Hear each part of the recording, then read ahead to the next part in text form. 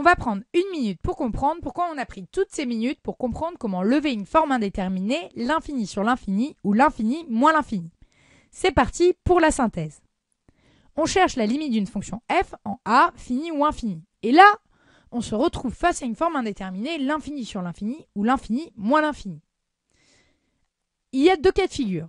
Si jamais on est face à une fonction polynôme et qu'on cherche sa limite en l'infini, le cours nous donne un raccourci pour trouver directement sa limite, puisqu'en l'infini, un polynôme a la même limite que son terme de plus haut degré.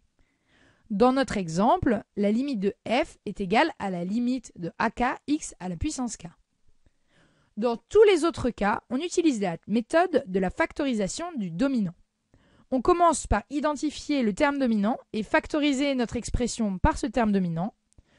Puis, on montre que le reste, c'est-à-dire les parenthèses, tendent vers une constante. Et enfin, on conclut. On peut s'aider de ce petit tableau pour identifier le terme dominant. Logarithme est la fonction la moins forte et exponentielle la fonction la plus forte. Après avoir factorisé, on obtient une expression du type terme dominant fois une constante plus quelque chose sur le terme dominant.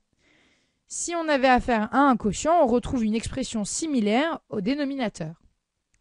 Montrons maintenant que les parenthèses tendent vers une constante. Elles sont toutes de la forme constante plus quelque chose sur le terme dominant.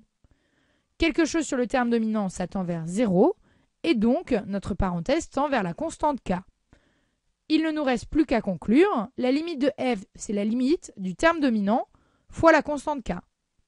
Si on avait un quotient, on a quelque chose de similaire au dénominateur. La forme indéterminée est levée, et la vie est belle. Si cette vidéo t'a aidé, rejoins-nous sur 1minutepourcomprendre.org ou notre page Facebook.